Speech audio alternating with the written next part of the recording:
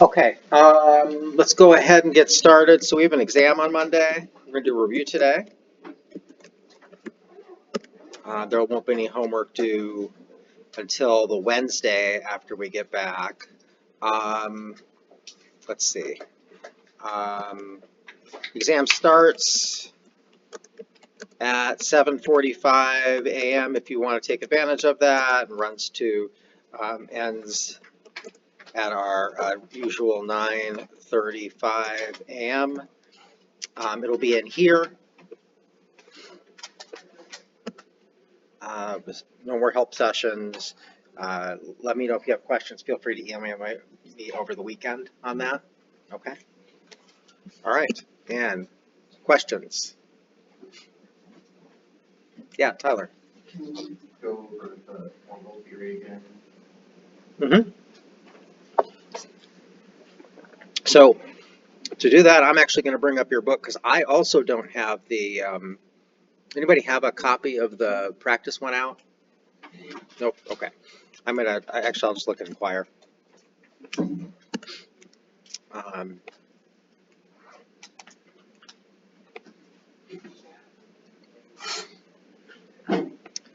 But I actually don't have the exact levels memorized myself anymore.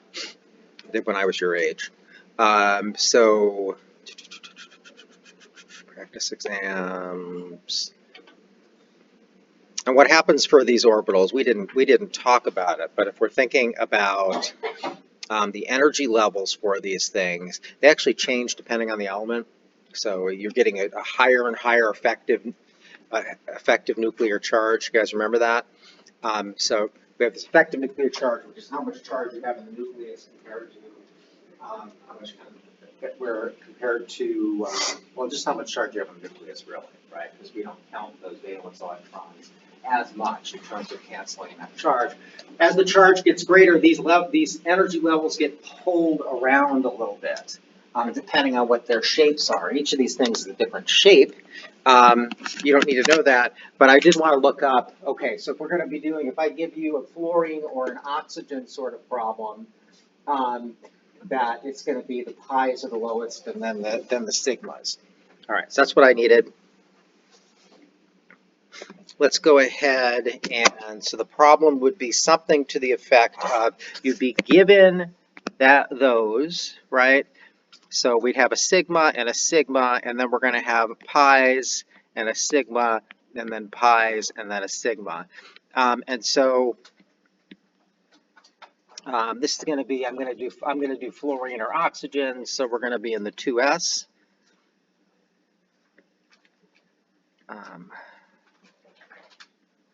The 2s here for each of whatever I decide to do, and then so it's going to be, there's going to be a sigma, just a regular sigma. So this is a bonding orbital. It's stabilizing because it's lower in energy than, again, the atomic orbital. These are atomic orbitals here. And then we're going to have sigma anti-bonding up here. It is less stable than the atomic orbitals. And if we have this filled with electrons and this filled with electrons, then it's not stable overall, and there's no bonding there. These cancel these, or these cancel these, okay? And then if we go over to the other side, then we're going to have 3p orbitals, right? Those are our 2p's. And we're going to have 2 pi orbitals. These are the ones that are up and down and not facing each other. And then we're going to have a sigma, and then we're going to have 2 pi anti-bondings, and we're going to have a sigma star. And from the perspective, I'm talking about what they are as we go through them. And I did talk about them when I originally introduced them in terms of what they were, what the difference between pi's and sigmas are. I'm not really going to test on that.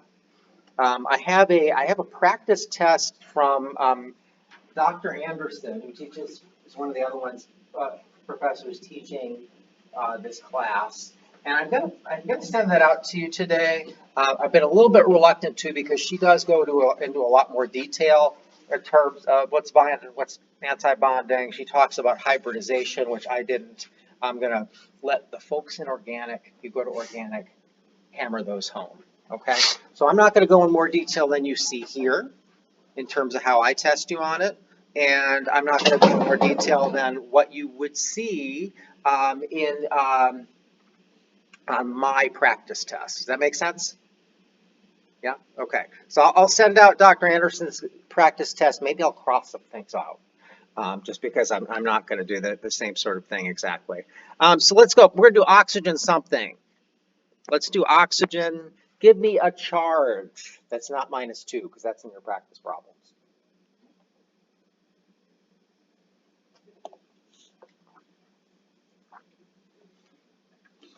-1.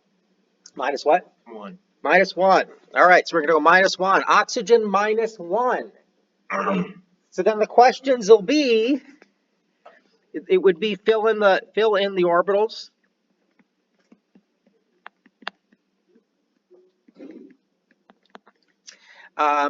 Provide the bond order.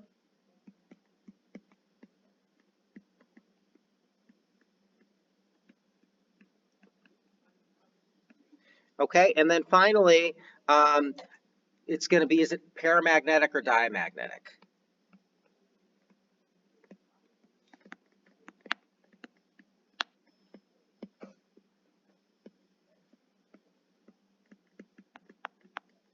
So those are the 3 questions associated with this. So how do we fill this sort of thing in? Well, we're going to look at how many electrons we have in an oxygen. So oxygen has how many valence electrons, looking at the periodic table? 6, right, we count from the left, 6. So I'm going to go ahead and go 1, 2, 3, 4, 5, 6. Notice how I filled those in right there? Okay, I just need to get to the final result. I can't tell which way you fill them in, but I don't pair them until I have to. If I have 2 energy levels or 2 orbitals that are at the same energy, I fill one, then the other, then the other, then the other, right? If we're looking at these pies. So I've got 6 on the other side. So 1, 2,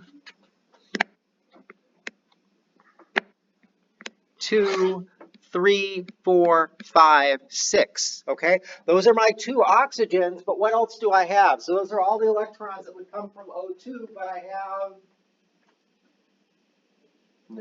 minus charge. That's another electron, right? To give me the minus charge. And so I'm going to have to put that somewhere, and it doesn't matter. Just put it in one of them.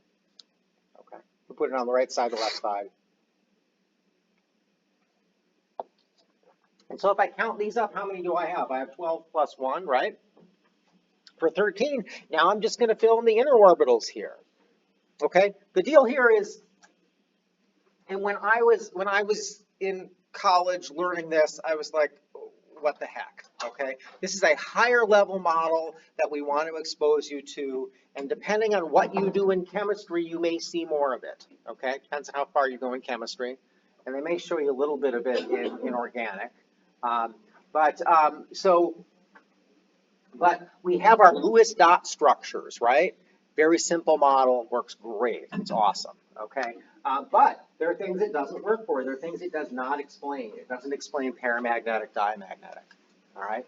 And so this is a higher level model. And there are higher level models than this. We won't go into them in this class. So that's what this is about. We're starting to think about things in different ways to model what the structure of an atom might look like, or not, what the structure of a molecule might look like. Okay, so that's what this is about. Is why we're having you learn it. But anyway, so I have 13 electrons. Back to what this is. 13 electrons. I'm just going to fill them in lowest to highest. And if I have a place where I have 2 orbitals at the same energy, I'm going to make sure to not pair them until I have to. All right, so here we go. 13, 1, 2, 3, 4, 5, 6, 7, 8, 9, 10, 11, 12, 13. All right, my bond so the first thing is fill the orbitals, did it, right? Second thing is, what's the bond order? Well, the bond order is equal to the a pair of electrons makes a bond, right? Okay, so what we could do is the bond order could be the number of bonding electrons. Well, let's do it the number of bonding orbitals filled minus the number of anti-bonding orbitals filled, where we'll do halves. So bond order is going to be equal to the number of bonding orbitals filled, where we can have halves, minus the number of anti-bonding orbitals filled. And so the number of bonding orbitals filled here, that's bonding, that's bonding, that's bonding, that's bonding. 1, 2, 3, 4. 4.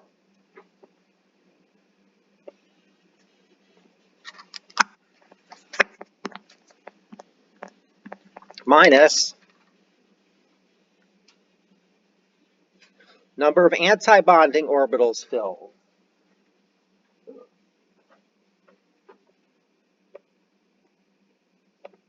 There we go. Number of anti-bonding orbitals filled. So that's anti-bonding, that's anti-bonding, that's anti-bonding.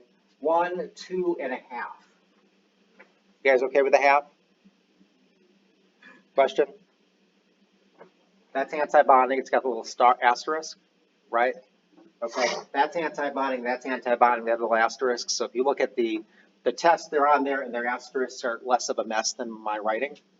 Okay, but 1, 2, and a half. So minus 2.5 is equal to 1.5. Okay, that's my bond order. All right, and then paramagnetic or diamagnetic. Which one's paramagnetic?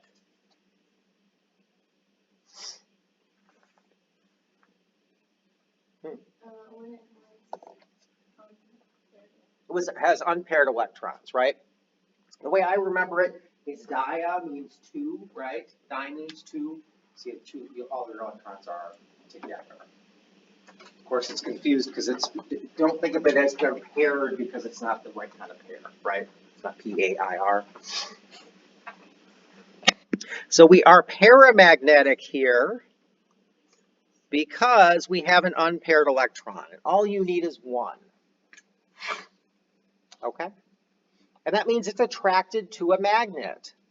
I don't know if you remember the video from class where they poured liquid oxygen over a magnet. It was attracted to the magnet, right? Liquid oxygen would be O without the charge, right? It'd be O2 without the charge, so it would be this. And so it'd have 2 unpaired electrons. I'm going to go ahead and fix this back. But Tyler, does that cover it? Okay. Anybody have questions about it? Okay. So like I said, I'm not going to ask you about hybridization. I essentially wrote a test that really followed the practice test. Okay, except that the test I wrote is 75% problems from the back of your book that are odd that you have the answers for.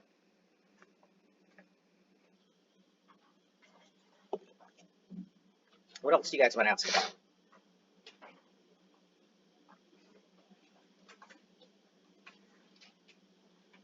All right, I'm gonna quick jump in here then, and I want to go over something that's really important that we've been talking about is we have our moles highway, right? So if I'm talking about A going to B, we could do it like that. A going to 2B, I've got moles of A goes to moles of B, right? And then I could go from grams of A to grams of B. I could come into moles from molecules, and I could leave with molecules of B. I could come in with volume, and I could leave with volume.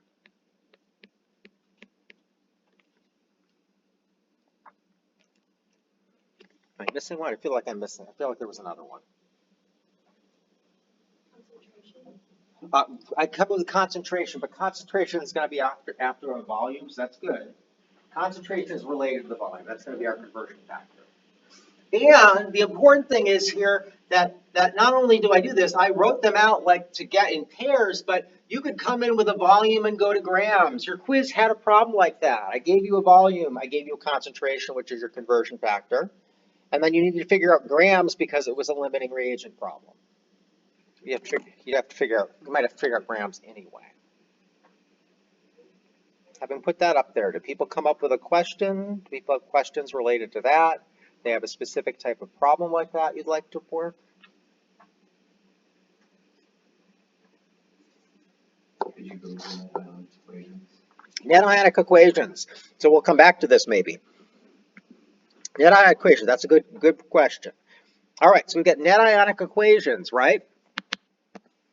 Let's say, all right, I love putting lead into problems because I can remember that lead isn't soluble with anything, okay? So let's say we have lead, let's do lead bromide. Well, I'm going to make lead bromide because I know it's not soluble. But let's go with lead. We're going to go with nitrate because I didn't give you, I decided next year I may decide to go ahead and put acetate back in, but not this year. And then we've got sodium bromide, and that's aqueous. And so we might get a problem that's like, what? Go ahead and complete the reaction.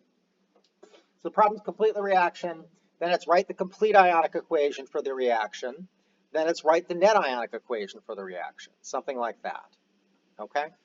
So let's complete the reaction here. I just told you for solubility what's going to happen with the lead, right? Lead isn't soluble with anything, really. I mean, it's soluble with nitrate, but it's definitely it's not soluble with your chlorine, iodine, chlorine, fluorine. So go ahead and complete that. Complete it and give me complete with a molecular equation for me.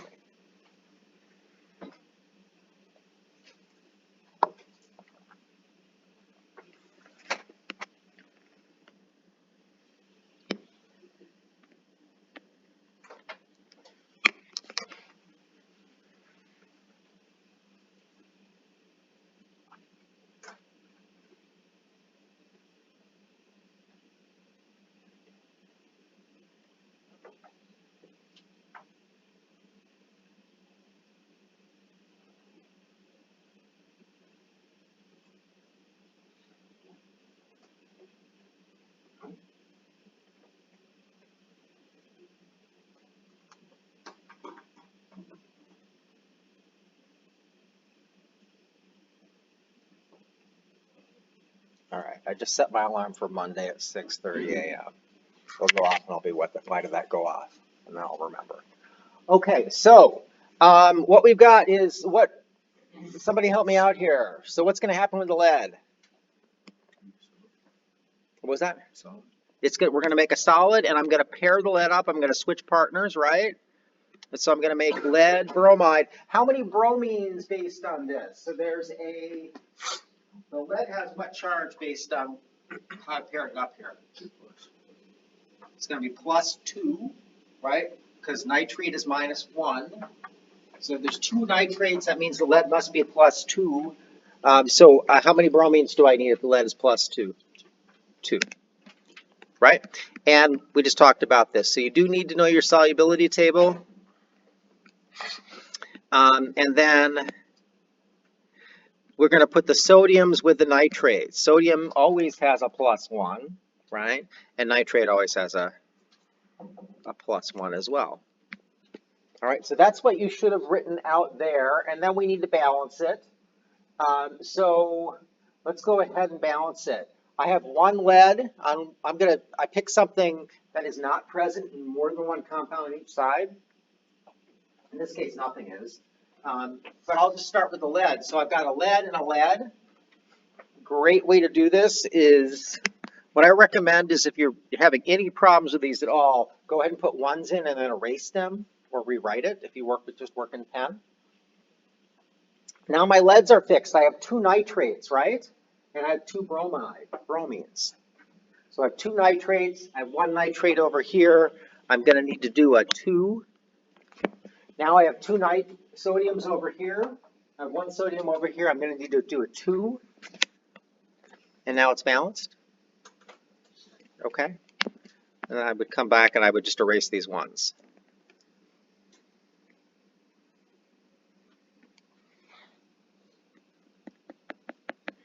All right, so then the next question is write the complete ionic equation. So everything that's aqueous here is going to split up into its ions. So what I mean by that, I'll do the first one. So lead, we just said it was +2. It's going to be lead +2 floating around in solution. Plus, I've got 2 nitrates there, right? They don't stay together. They split up. Nitrate is its own thing. So I'm going to have 2 NO3 minuses aqueous. That's what I get from that. Go ahead and try to complete the rest of it. This is the complete ionic equation.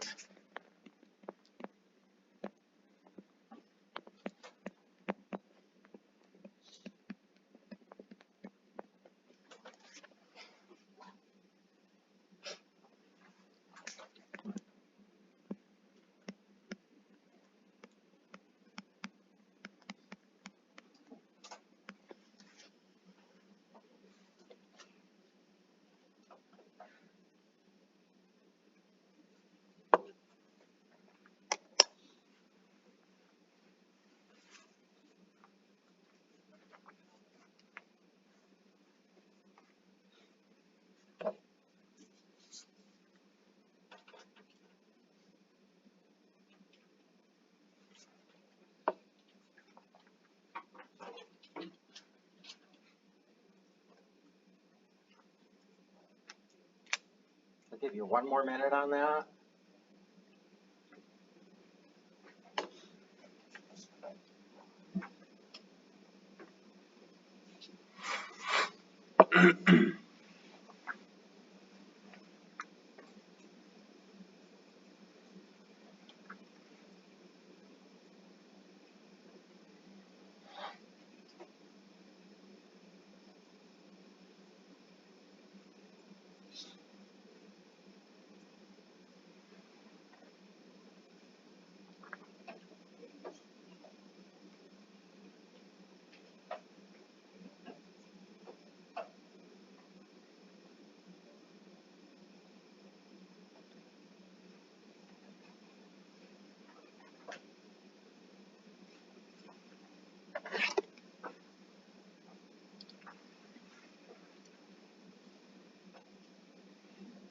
Okay, what should I write next?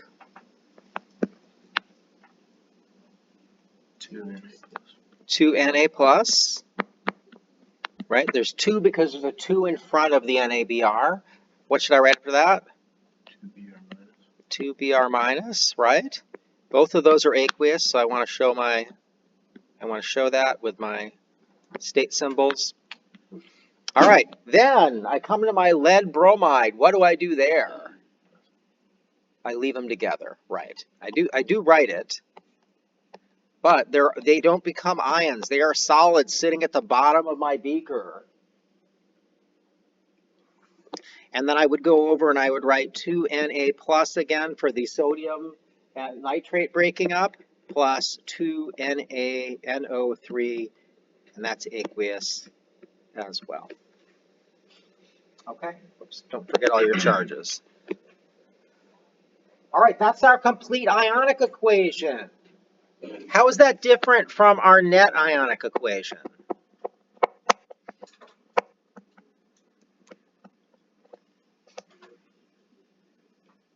It's only the ones that change. Right. The net ionic equations are only the ones that change. If I have the same thing on both sides, I can cancel it, just like it was a math equation. If I had a math equation, I had x sitting by itself on each side, I could just cancel those x's out, right? If I had 5 on each side, I could cancel those out. So I've got a lead here. Do I have a lead on a lead plus 2 on the other side by itself? No, I don't cancel that. 2 NO3s. Do I have 2 NO3s on the other side all by themselves? Yes. 2 Na plus. Do I have those on the other side? Yes. Okay, and then everything I'm left with here. And so the net ion equation just shows you what changes.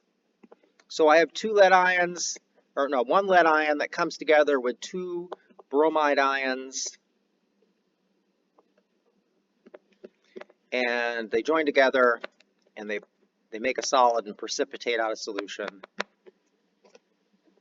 We'll do that. Question on the net ionic equation.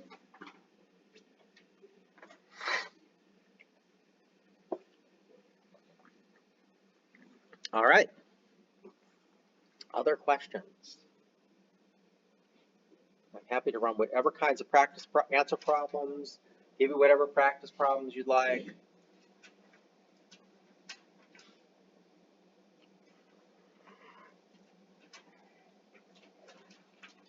Tyler can carry the team if we need to. Yes. All right. When they ask, like, how many, like, when you're doing limiting reactant, when you find the grams of the other reactant that It's the one that's not product limiting. makes, yeah. Yeah. Okay. Like, when they're like, how much of like BR is in PB instead of the product. Oh, if they say so in PBBR, how much BR was Yeah. consumed? Like, how much of the Or how many grams? non-limiting reactant, how many grams of the product is the non-limiting? I don't know. Maybe never mind. Is it how much of the non-limiting is left over, or how much was consumed? Yeah, how much was consumed? How much was consumed? Let's go ahead and do that. So we can do it using our equation up above, actually. So, so we have we'll just use our molecular equation for this. So we have lead nitrate plus, we already balanced it. You do have to have balanced equations for these. That's going to make lead, bromide, solid plus 2 NaNO3. Right, that's our equation there. So let me go ahead and make up a limiting reagent problem for that. So let's say, so do you want to do it all grams? Or do you want to mix it up and make one a volume? Sure, yeah. Make it one a volume? Okay, so let's say that 10.0 milliliters of, let's make it 2.0 molar lead nitrate is poured on top of, let's go ahead and say 23.1 grams of sodium bromide.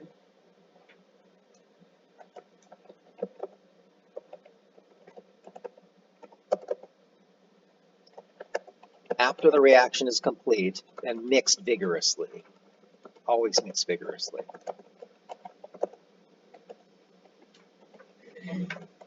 Actually, I should say always mix vigorously unless you're told not to. But it should be your default. And mix vigorously. After the reaction is complete, let's say, let's hope I'm going to make it a really small amount so the percent yield is garbage because I don't actually off the top of my head know what this will make. So let's say 2.1 grams of, it's only 10 milliliters, huh? Let's make it half a gram. Grams of lead bromide are produced.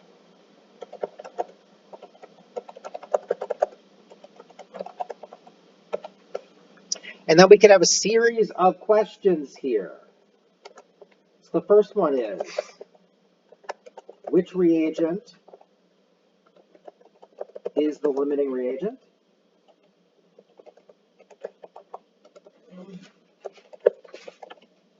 Okay. Second question would be, that just goes along with it, is how many grams of, what's the theoretical yield of lead bromide?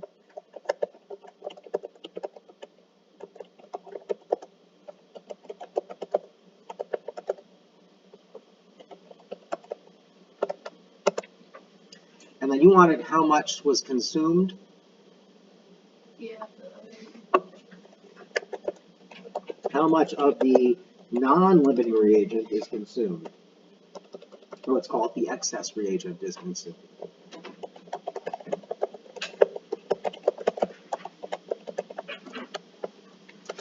Okay. So we got our equation up above.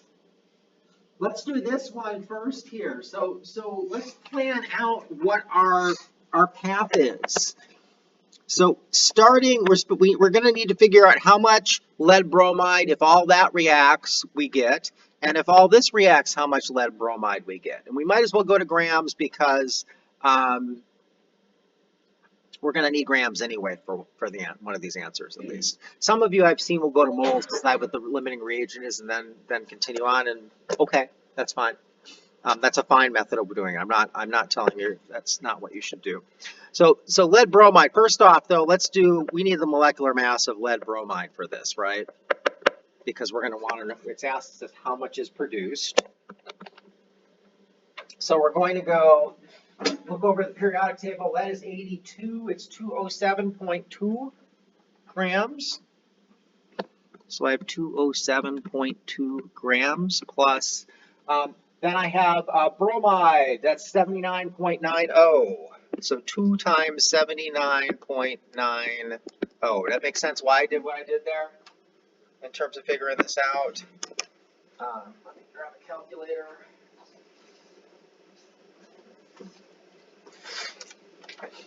By the way, please remember to bring your calculators to the test. I will certainly hand out calculators as I have them. Last time we were one short.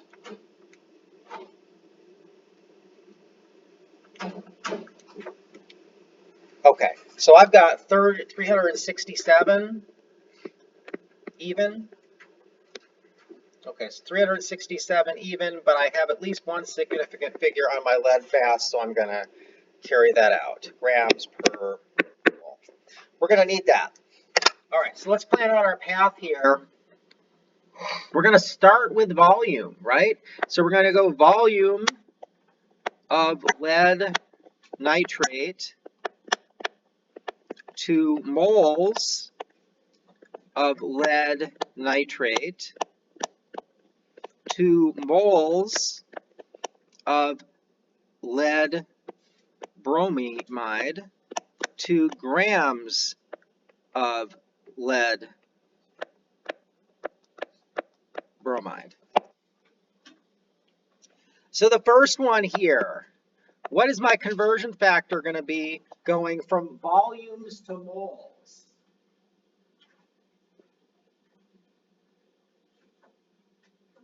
It's the concentration, right? It's the concentration from the problem. And we're going to work with just molar in here, okay, for now. We're just working with molar right now in terms of concentration. So you're going to have to get into liters, right? We're in milliliters, we'll have to get to liters. What's my conversion factor here going from moles of lead nitrate to moles of lead bromide? Ratios from the equation. Just say ratios for short. Then if I want to go from moles of lead bromide to grams of lead bromide, what's my conversion factor there? That's my molecular mass.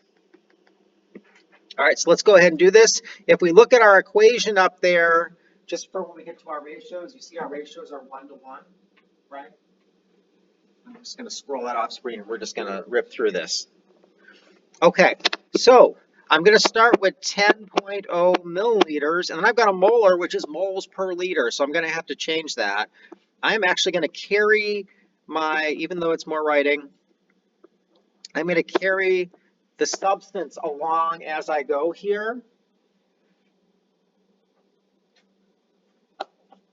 because I'm going to change substances. I want to make sure I get that right.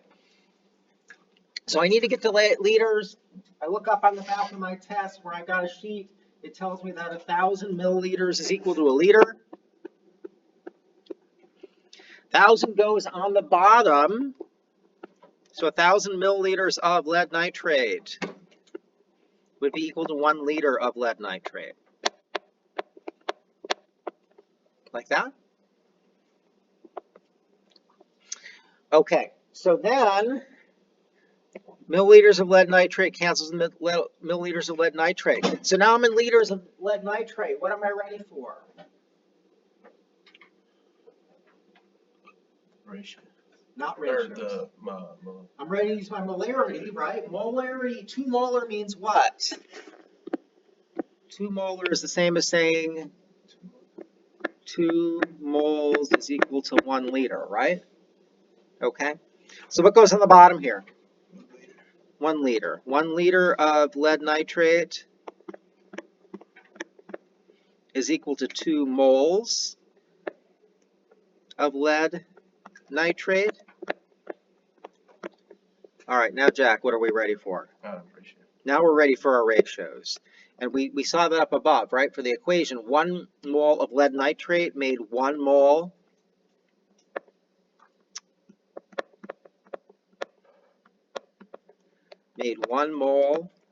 of lead bromide. Okay, and now what do we need? I'm going to run out of space here. I'll write the answer below. I need the molecular mass. So 1 mole of lead bromide, we just figured this out, is equal to 367.0 grams of lead bromide. And so liters cancels with liters, moles cancels with moles, moles cancels with moles, and I'm left with my molecular mass there. And so now, if you want to practice this, I did recently catch somebody who wasn't doing their multiplication division correct. Multiply everything across the top and divide everything by the bottom. So I've got 10 times 2 times 367 divided by 1,000. Oh, and I'm done. All right, 7.34 grams. So that equals 7.34 grams of lead bromide. And that is how much lead bromide we would get if all of, we'll follow this up, that one goes if all of this reacts, right? Now we're ready to do the other one, which starts with grams, right? It's grams of sodium bromide. So what are we going to need for that problem? The molar mass of sodium bromide. I'm going to write out the path here. Will one of you guys figure out the molar mass for it? So we get grams of sodium bromide is going to go to moles of sodium bromide is going to go to moles of lead bromide is going to go to grams of lead bromide.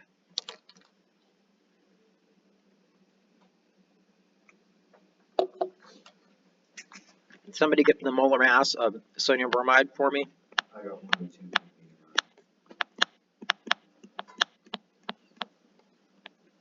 2. Okay. Anybody want to disagree with that? Nope, great. Okay, so sodium bromide, how much did we start with? What's the problem tell us? 23.1 grams, right?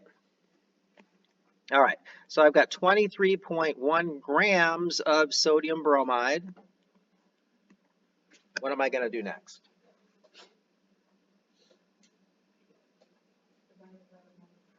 Divide by the molar mass, okay? So our molar mass says that we have 102.89 grams per mole. So we say 102.89 grams of sodium bromide makes 1 mole of sodium bromide. Grams cancel with grams. Now what do we do?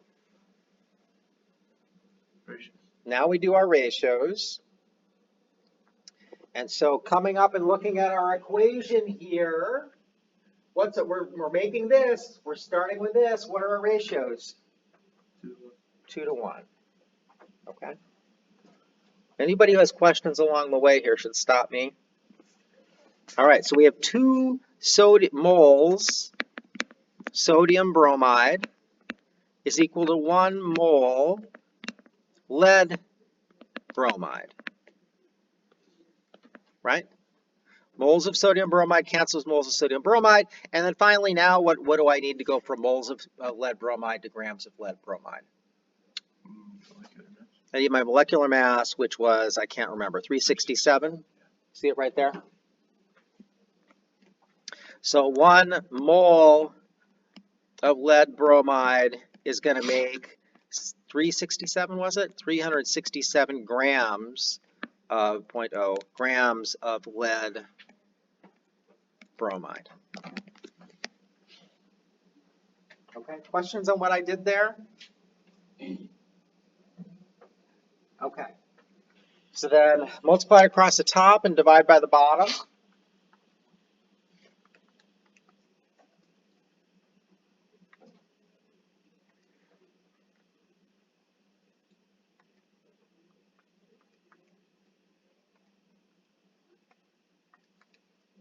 And I've got 41 point, how many sig figs do we have here? 2? 41.2 grams of lead bromide. Okay, which one's our limiting reagent? The lead nitrate or the one up above, right? So, when we look at these two amounts, this was starting with our sodium bromide. It made 41 grams. The other one, if it all reacted, made 7.34. So this one's limiting, the lead nitrate, right? That's the one that was the lead nitrate. So which reagent is limiting? Well, it's our lead nitrate.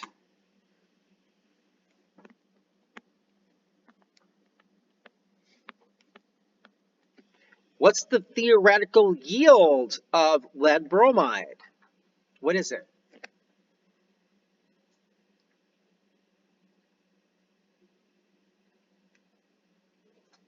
Tyler. Yeah, it's this, right? If all the lead reacts, this is how much I can make. That's our limiting reagent. Okay? So 7.34 grams.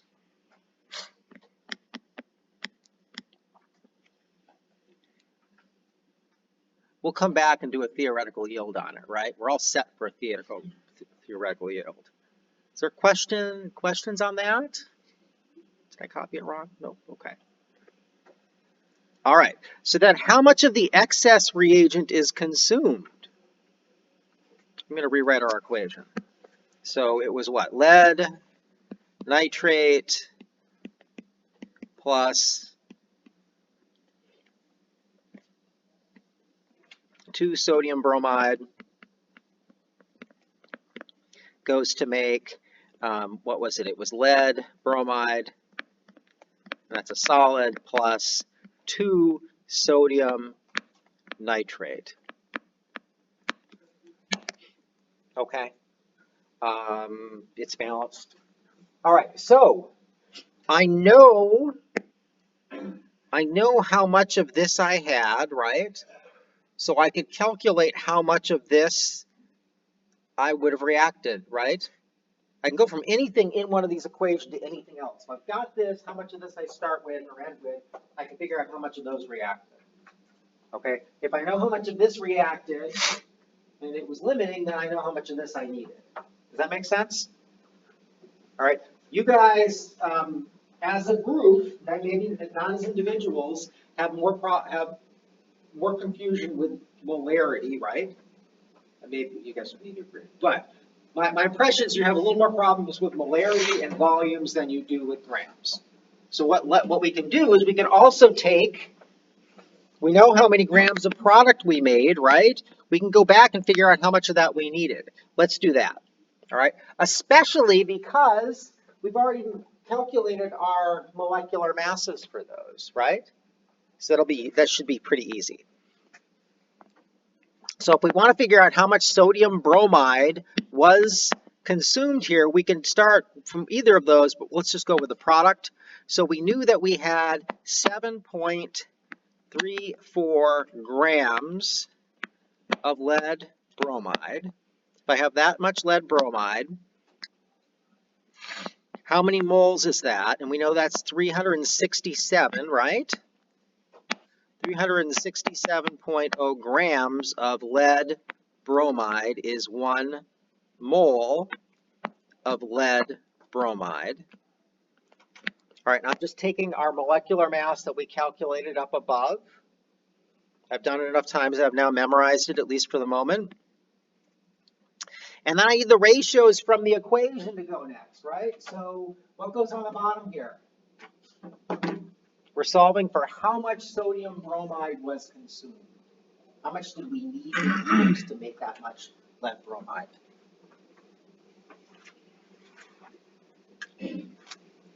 So what goes on the bottom here? 1 mole.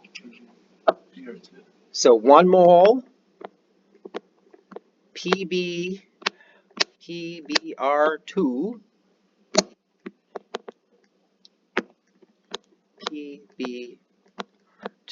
that should be an R in there. PR2 is going to be equal to 2 moles of sodium bromide. All right, one more step. I know I've now gotten rid of grams cancel with grams, moles cancel with moles. I have moles of sodium bromide. I need to go to what to be done? Grams of sodium bromide. What do I use for that? Molecular mass, right. And our molecular mass for that was 102.89. Just taking it from right there.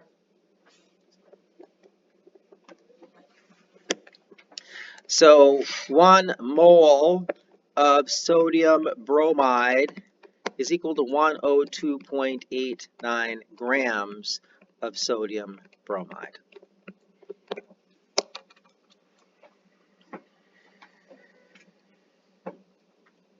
And so you folks should have plenty of time on the exam, especially with the extra time. So you could do it however you're most comfortable with. I often like to strategize or look at what I've got for this sort of problem. What do I already have? What do I have to not calculate as much for? You should, of course, do whatever you're most comfortable with on the test.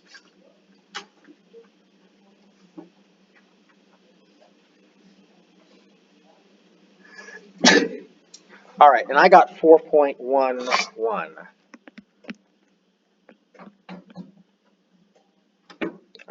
3 significant figures, 1, 2 grams of sodium bromide.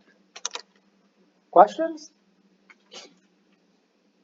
Let's add a theoretical yield question here, because I actually set it up for that. Let's add a percent yield. What is the percent yield of the reaction? All right, so you'll remember that percent yield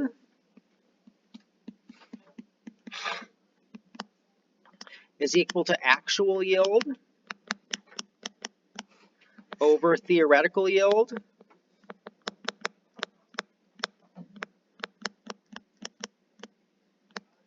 times 100. And so our actual yield, if we go back and look at the problem, it tells you this. And it would have to tell you this, or I'd have to give you ways to calculate it. But I really haven't done that, so I wouldn't. In lab, you would have calculated it in some way. But 0.051 grams of lead bromide are produced. So that's our actual yield.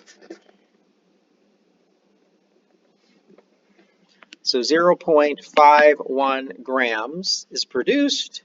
Our theoretical yield, what was our theoretical yield again? 7.34, right? It was the amount that was produced if all the limiting reactant reacted, times 100, 0.51 divided by 7.34, and so we're going to get, times 100, and I'm going to get 6.9% yield. Pretty crappy yield. Sometimes it happens. Questions? Okay. Got a few minutes left here. What else do people want to ask about? If you have questions, yeah, Tiffany. The stuff we did on Monday, so we're talking about heat and things like that, that will not be on the exam. That will be on your unit for lab next week, and we'll go over it again. We'll use it, we'll review it slightly and go over it again the Monday after we get back from break.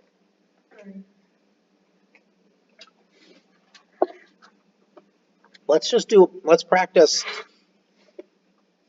a simple molarity problem. So folks at least were struggling with this a couple days ago. How many moles is contained in 450 milliliters of a 1.23 molar solution of, let's make it potassium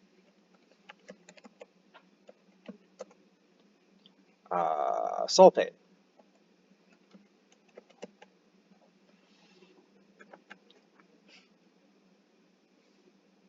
I'll give you 2 minutes to do that one. I'll walk around. Call me over if you're not sure how to get started.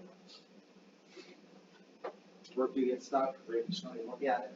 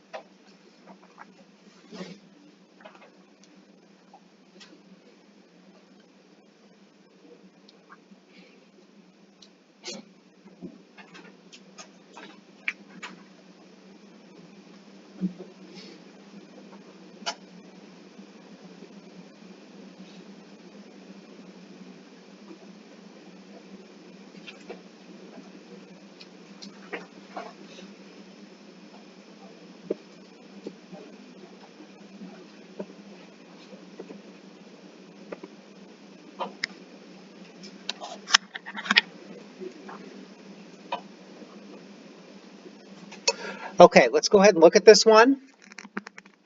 So I saw people looking at the periodic table. You didn't need the periodic table for this one because we're just going to use the molarity problem. We don't even need to know what potassium sulfate is for the problem as written. So we have molarity, remember, is equal to moles divided by liters, right? I can reorganize, so what I can do is I can reorganize that and solve for moles by, if I multiply both sides by liters, then I get moles is equal to liters times molarity. And so I just need to take this and put it there, and this and put it there with one exception. What's my exception? I need to change that to liters, right? So we're going to go ahead and I do hope you either have it memorized that there are 1,000 milliliters in a liter, but it'll be on your test. It is on the back page of your test. So if I have 450 milliliters, if I have 1,000 milliliters, that's 1 liter. So I have 0.050 liters. And so then I'm just going to go 0.450 liters times my molarity is 1.23 molar. And just to molar, remember, is moles per liter, right? So liters cancel with liters, and I'm going to get moles. You can just write molar there. You do have to use units at the end. So 0.450 times 1.23, and I got let's see, I got two sig figs here. So I'm going to go 0.55 moles. Okay? And even better would be of potassium sulfate.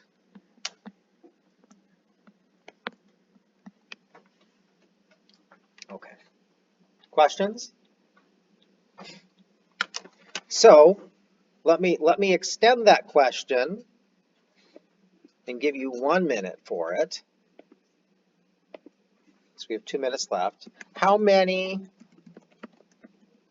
moles of sulfate ions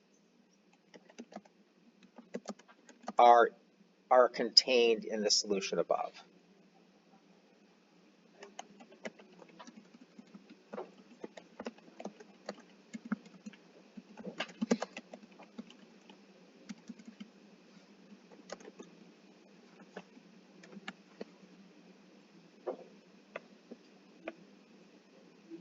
Actually, let me change that on you. Make it more interesting. Potassium.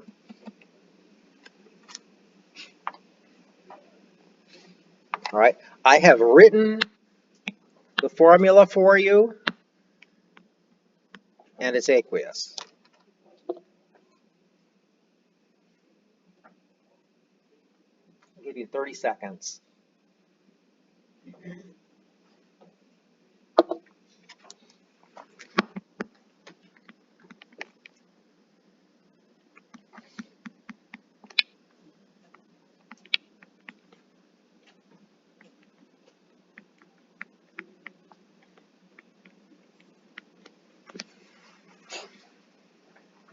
All right, if this is aqueous, it's going to break up, right, into 2 potassium ions and 1 sulfate ion.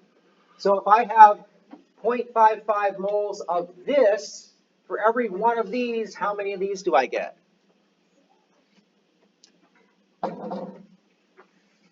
So I have 0.55 moles of potassium sulfate, right? And for every 1 mole of potassium sulfate, how many moles of potassium ions do I have? 2. Does that make sense?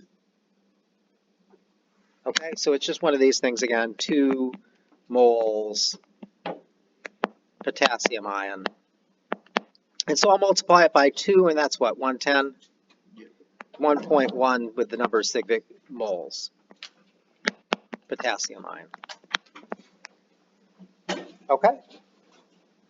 All right, I've got you a minute over. I'll let you go. If you have questions on this, come up and ask. If you have questions on other stuff, please ask as well. Will they constant for the R and PV because they're not TBQ?